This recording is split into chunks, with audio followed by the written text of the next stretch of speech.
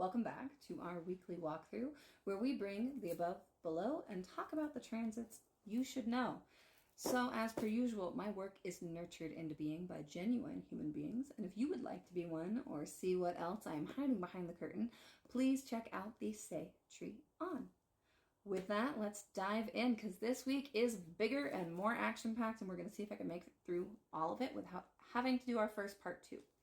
So starting with that, Monday gives us, we have the Scorpio moon opposite Uranus and Taurus early in the morning, right after the Mercury Saturn square.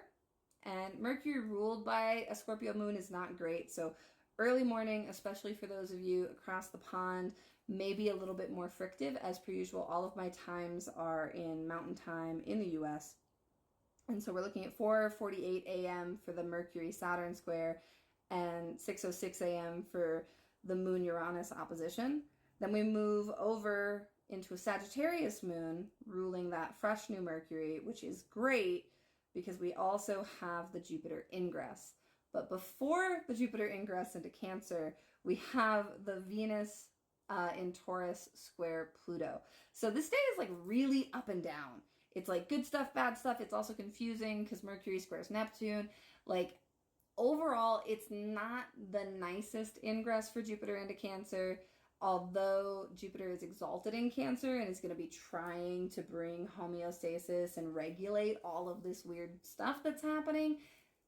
It's a lot, and particularly for it to happen on Moon Day, and Cancer is ruled by the moon. Just bring your favorite snacks. Bring your de-stress stuff, schedule 5-minute breaks here and there to go out and just be like, it's fine, hydrate, and recognize that the stuff that happens Monday may not be as clear as we want it to be. We may still be in that deep confusion and the weirdness. And also we have quiet desperation for our card for Monday. So this can be like that waiting for the messages and they're just not coming because we have both like Saturn and Neptune and Aries challenging that Cancer Mercury, and as well as Jupiter. It won't go exact till later in the week for Jupiter, but we're still feeling it. We're having a lot of pressure on what wants to be a good thing. So then we kind of continue feeling that through Tuesday. And with Tuesday, the only main transit is our Leo Mars trine to Chiron in Aries. And this gives us the Two of Wands. And this version of Two of Wands from the Maker's Tarot is, it's yes, no. It's what is the plan? What are we doing? What do we actually want to do? Where are we going with all of this? So we move from the chaos of Monday, which I just want to acknowledge, I did not even do that in linear order. So I feel like we're already kind of in the energy of that confusion. And so if that felt weird and you had to re-listen to it, my bad. But also, I guess, living the transits. Wednesday, we get the Seven of Swords reversed. And this is that feeling of like you're not getting away with what you thought you were getting away with anymore, and you have to be like really honest with yourself and let go of that self-deception, which makes a lot of sense because we're in like the Sagittarius moon, get our beautiful full moon on Wednesday, opposite the Gemini sun, of course, and also square the nodes. And so this is kind of this expansive, fated checkpoint and touches in again with Chiron. Our Chiron contacts are a little bit more constructive right now, which is nice. We also get a Mercury-Venus sextile later in the afternoon before evening when our moon drops into detriment. And this is our first Capricorn moon with both Mercury and Jupiter in Cancer. And so that's going to hinder things a little bit. Again, it's kind of a rough like couple weeks of ingress for those transits, but we'll make it through. And particularly we get the opposition like right in the evening at 8:53 p.m. between the moon and Jupiter. And then the moon goes on to square Saturn.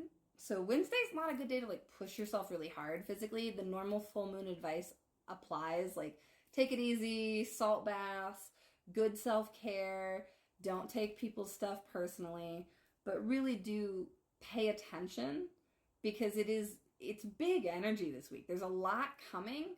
We're just probably going to have to go back and review it later when we have a more firm head on our shoulders and feel less exhausted. From there, we jump over into Thursday, and it's mostly just the lunar transits.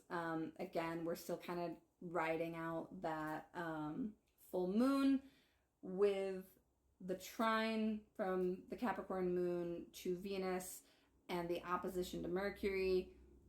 You know, you might get some more insights on what happened Wednesday, so look into that. And again, lots of note-taking is what I recommend, because we have the Nine of Swords and then the Seven of Wands reversed. This is feeling defensive and then stressing out over it. This is like, oh God, what did I say? What did I do? Oh my God, did I snap? Should I have said something? And so really start paying attention to how your body feels when you are communicating. That's going to be one of the keys to making it through all of these transits during Cancer season. When we bring in that lunar rulership, we really want to be listening to our material reality, to the form we incarnated into. There's a lot of wisdom that's communicating with us all of the time that we've been taught to ignore. So I want you to really prioritize coming back to your bodies. We move on to Friday the 13th. Happy Friday the 13th for those who celebrate. And we have the sun square the North Node in Pisces, and then the moon will sextile it and square Chiron. Again, kind of slower, smaller transits, but we're really just carrying this energy forward from the beginning of the week, and it feels kind of tidal. So what's going to help us that day, Friday the 13th, we have the Strength card. This particular Strength card is a tree supporting itself over a chasm. And so this is about knowing where you stand and trying to improve the ground you're standing on.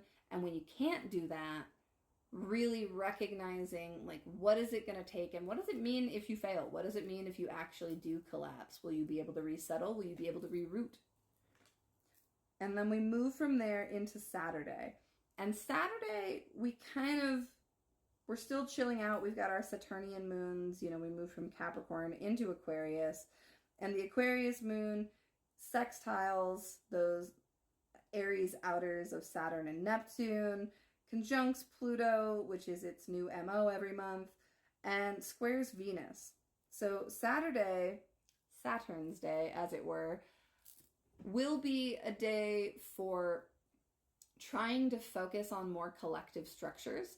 And it's particularly important right now because the Aquarius moon and Pluto are going to be ruled by Saturn and Aries for most of the next 2.5-ish years.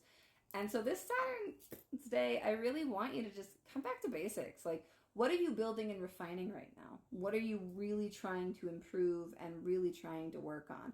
What can you make incremental progress towards? And we just got our good old-fashioned Eight of Pentacles. Like, little bit goes a long way every day. So, closing out our week, we have everybody's favorite transit on June 15th, the Mars-Uranus square. This is a dicey, accident and disaster-prone transit. The last time we had this, there were a lot of major headlines about things like, people being hit in the head and whether or not that actually happened and all of these things. It's very dramatic. It's a transit that is prone to violence. And so with that, it's just about not letting yourself take unnecessary risks, particularly because we also have the Jupiter-Saturn square the same day. It may feel hopeless. There may be this feeling like, oh my God, I can't do this. We can't do this.